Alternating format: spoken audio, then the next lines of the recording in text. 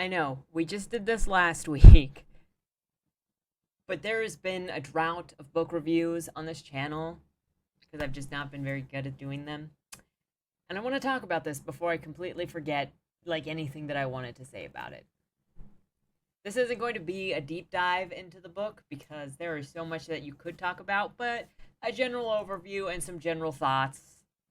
And maybe it'll convince you to read it, or maybe it will tell you some things that you didn't know about it before. Let's talk about Bret Easton Ellis's book, American Psycho. Hey, Paul! Ah! I know, we all know it, at least pop culturally, because of Christian Bale's 2000 for people that aren't me. As far as I know, it was kind of considered a big pop culture kind of movie. I like to dissect girls. Did you know I'm utterly insane?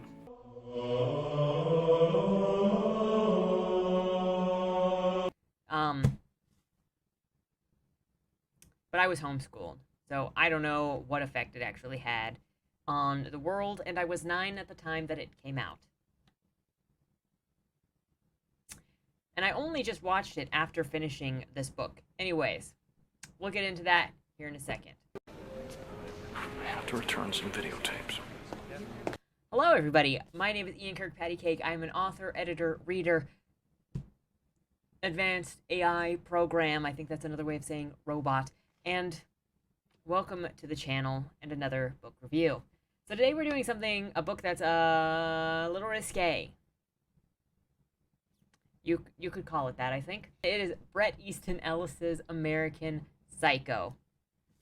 I'm just going to start off by saying I really enjoyed this book. Bret Easton Ellis is one of my favorite authors, and I would even, I didn't previously have anybody that I would call an inspiration for my writing or somebody that I looked to for style, but Bret Easton Ellis is definitely one of those people to me.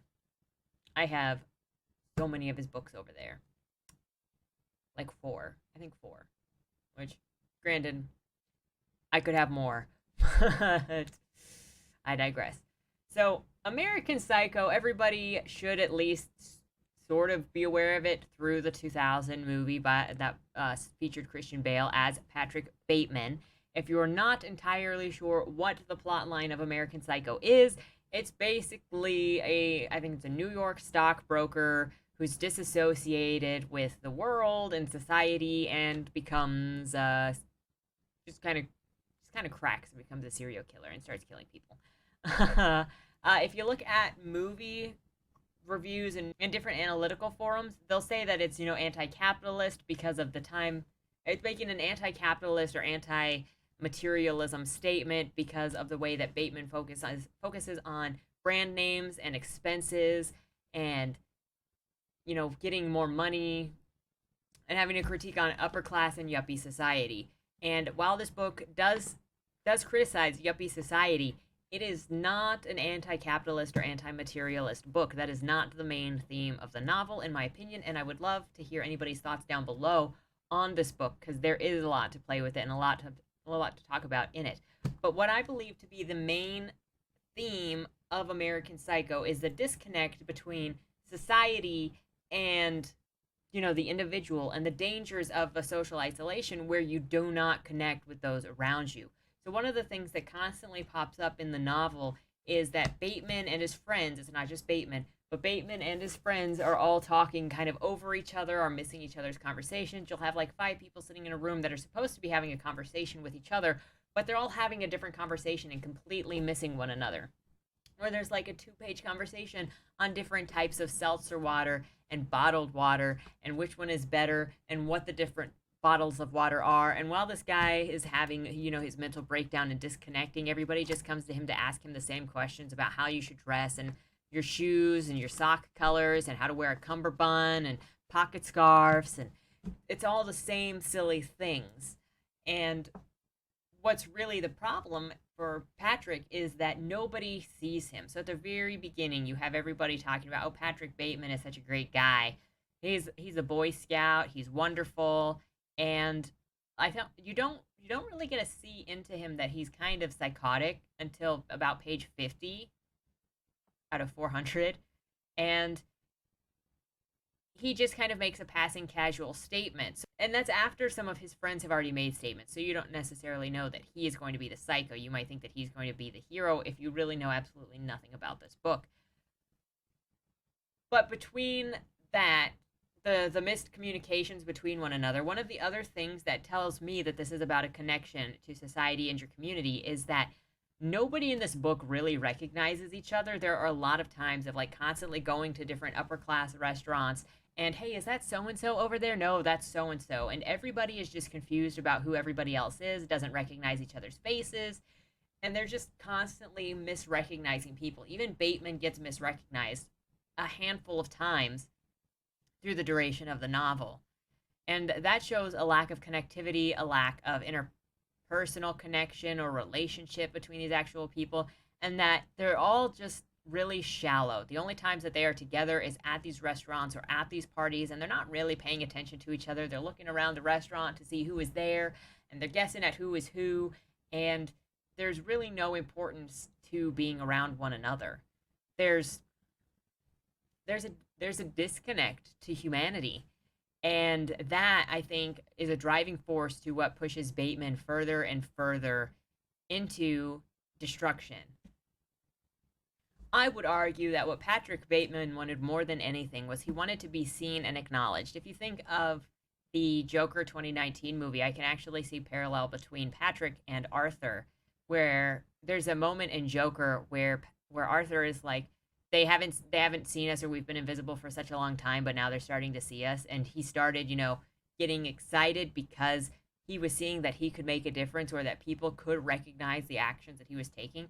Patrick Bateman wanted the same thing. And at some points early on in the novel, before he started killing people, it felt like he was trying to get a reaction when he was saying certain things, like, sitting down to talk to some yuppie girl that he met for dinner. And he said, what? Execution? Just like dismemberment and execution, when she was like asking what he did. It wasn't necessarily those words, but it was something along those lines where she was like, what do you do for work? And like dismemberment and execution or something like that. And she goes, oh, acquisition and something or another. So what do you do? I'm into, murders and executions mostly. Do you like it? Well, it depends. Why? So she's completely not listening to him, and he shows that he is annoyed in the narration because she's not listening to him. Nobody is listening to him, and it really doesn't matter what he does. Nobody is listening to him or watching him or seeing him. And you see his actions continually escalate and get more and more extreme as the book goes on. He tries to get a reaction out of people, but, even when your friend is like, yeah, I'm going to light that waiter on fire if they bring over another drink, nobody responds to that. And then nobody responds to his insanity. And there's nothing. I think it's even more obvious that there's a statement in here about the social disconnect and the people putting importance on things that don't matter while ignoring each other, because you have the scene that Patrick made in Paul Owen's apartment after he killed Paul Owen and after he killed those other two girls. And he wrote, in blood on the wall. He left a gruesome scene in that apartment and left, I'm back on the wall after Owen was supposed to be out of town. He thought that someone would say something because of the mess that's in there, because Paul Owen was being investigated for disappearance with a private eye. His family and friends were looking for him, and his apartment was just trashed, and he was supposed to be in London, and now his apartment is bloody and it says, I'm back. But Patrick never hears anything back about what happened to Owen's apartment. And then later in the novel, when he shows up, they're selling his apartment, and he walks into the apartment and it's completely clean, and nobody is has said anything about Owen's missing, about Owen being gone. Nobody has said anything about the murder that's there. And he talks to the realtor there, and she's not having any of the talk. She doesn't even call the police on him. She gets suspicious of him. She kind of knows that he was the reason for the disappearance of the person in there from the way that they interact, and she just asks him to leave. Nothing comes of it. So again, he's not seen, and Owen just kind of disappears. And even more, Owen just disappears. He's mentioned again at the end of the novel where after Patrick just straight up confesses to somebody what he did to the guy's face, and the guy's like, this isn't funny. You know, I thought it was funny at first, but you're pushing it too far, and it doesn't even make any sense. And I saw Paul Owen in London just last week when I was there. But the guy also has the issue of not really recognizing Paul Owen, just like everybody else in the story has issues recognizing who is who, and they're kind of misnaming people the whole way through. And even in that conversation, the guy that Patrick is talking to didn't recognize that he was talking to Patrick. He called him something else when that conversation started until Patrick said, dude, I am Patrick Bateman. And so there's a lot of that disconnect. There's no recognition, no personalization, no actual relationships throughout this whole thing, and it drives Patrick crazy and crazier. And one of the things that I did not expect, there are maybe 3 to 5 really brutal, violent scenes, but they're not just there as torture porn. They play a part in the storytelling. But if you're sensitive, if you imagine stuff really vividly, you might not want to read this book, and or you might want to skip those chapters. One of the things that I was not expecting, because I never saw anybody talk about this with the movie, is that there was cannibalism involved. There are parts where it talks about him keeping a brain in a little jar or a vase in his living room and eating some of the brain and just casually throwing parts of people in there once he gets to the most insanity. And I don't remember that being any part of the discussion in the book. I was actually reading this book and going, how did they even make this a movie? There is so much in here that you could not put in a movie, would not put in a movie, even in the 2000, because it's just so, what's the word I want? It is very graphic. But that's the thing, is they neutered all of that out of the movie. And actually, compared to the book, the movie is jumpy and it doesn't make any sense. And they completely watered down Patrick, who he is, what drives him. And his actions don't even make sense in American Psycho, which just, it ruins the book, honestly. It ruins the entire story to just not have Patrick make any sense whatsoever about his targeting. Even his targeting of Lewis in the bathroom in the movie doesn't make any sense without the context of their relationship in the book. At least I thought so.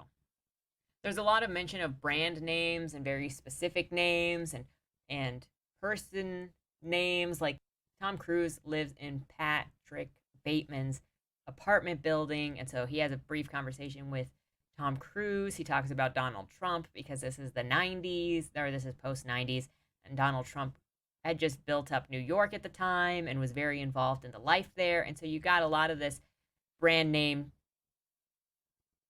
dropping, what have you, to show the shallowness of the upper class society and Bret Easton Ellis's experiences with society. If you listen to any of his interviews, he often talks about how he lampoons the societies that he's kind of lived in. So there is a level of materialism in this book, but materialism or anti-materialism or anti-capitalism is not the main focus of this book. Materialism is a symptom of a society that doesn't care about the streetwalkers, to the beggars, to the businessmen that just go missing, to everybody. Everybody is just as expendable as everybody else, and nobody matters because we don't know where value is. So we're artificially creating value.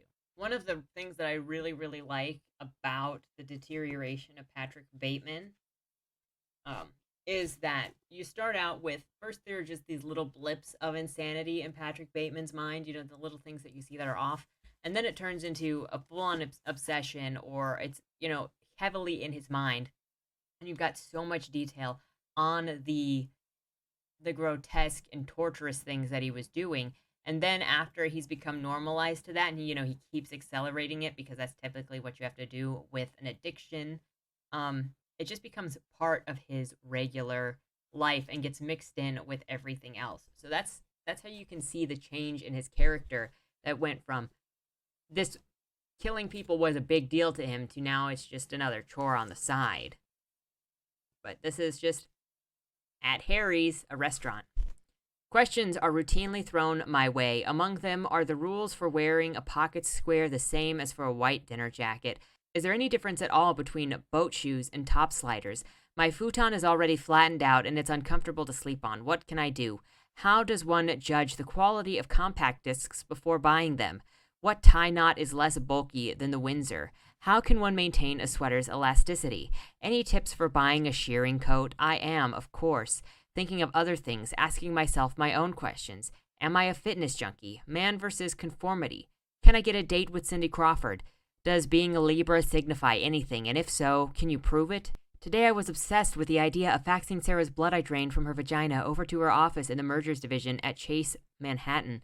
And I didn't work out this morning because I made a necklace from the bones of some girl's vertebrae and wanted to stay home and wear it around my neck while I masturbated in a white marble tub in my bathroom, grunting and moaning like some kind of animal. Then I watched a movie about 5 lesbians and 10 vibrators. Favorite group, Talking Heads. Drink, J&B, or Absolute on the Rocks. TV show, Late Night with David Letterman. Soda, Diet Pepsi. Water, Evian. Sport, baseball. So you see, like, where his brain is at, that he's merged these completely bizarre things, and obviously very completely bizarre things, in with just the mundane of mentioning his favorite TV shows, his daily chores, his conversations of favorite water, and he cannot I don't know if he can actually tell the difference between abnormal and normal anymore. It's just the outfit. He knows how to put the outfit on for what is acceptable to other people. But even then, he's telling other people about what he's doing in his life and nobody listens to him anyway. So he doesn't even have to pretend for the most part. He's gone to McDonald's in blood-stained suits and nobody has, after he's murdered somebody, and nobody has done anything. So can he really tell the difference anymore? Is he so disassociated that he can't tell the difference between what's normal and what's not, and what's psychopathic and what's not? I don't know. I don't think he can. And I don't think anybody in the world is paying enough attention to him to be able to say that. Except for maybe Gene. End of the day, American Psycho is an excellent horror story. Bret Easton Ellis is a master of dialogue. I love his dialogue. It is so natural. They even have a section in there where some of the characters are trying to tell a joke and they forget the joke and they go backwards and they pause in the middle of the joke and they restart the joke and they forget the joke and then they continue the conversation, and then he goes, oh wait, I remember the end of that joke. And just the kind of situation that totally kills a joke. That's in there. This book is also highly offensive. It uses all kinds of slur words. It uses a lot of torture in the scenes that do have torture, and it is very disturbing when you get to those areas. So if you are sensitive to that kind of content, don't read it. I've been describing this as the closest thing to a modern day Marquise de Sade that I have seen so far, because Patrick is a traditional sadist. And he's just crazy. He's just crazy. But it's an excellent book, an excellent character study if you can stomach that kind of thing, and I highly recommend it. If you've read American Psycho, let me know in the comments down below what your thoughts are on it, or have you just seen the movie? I would still love to know your thoughts, your analysis, whatever you might have. Can't wait to hear from you. If you'd like to get it yourself, I've linked it down below to where some places you can buy it, and maybe we can continue from there. If you like this kind of content, please remember to like, share, and subscribe. Let me know if you have any books you would like me to read and talk about on this channel, or if you have any subjects you would like to see me cover. Until next time, have a good week. Don't die. Dear Madam Astra, that's me. We regret to inform you that on August 1st, your employer, Agatha Jane Benedict, owner of the Benedict estate, peacefully passed away in her sleep. Oh, that's so sad. Wait. Let me try that again. Oh my goodness, that's so sad. Yeah, I think I'm ready. With millions of dollars on the line and the opportunity for your every need to be taken care of for life, tell me, is there anything more valuable than that? I didn't think so. Dead End Drive is a dark comedy novel that makes 3 promises. 1, an illustrious estate in Louisiana. 2, an opulent dinner affair for all in attendance. And 3, and most importantly of all, lots and lots of competitive murder. So if you're looking for a cozy book to settle in with for the spooky season, I've only got one question for you. Will I see you at the whale reading?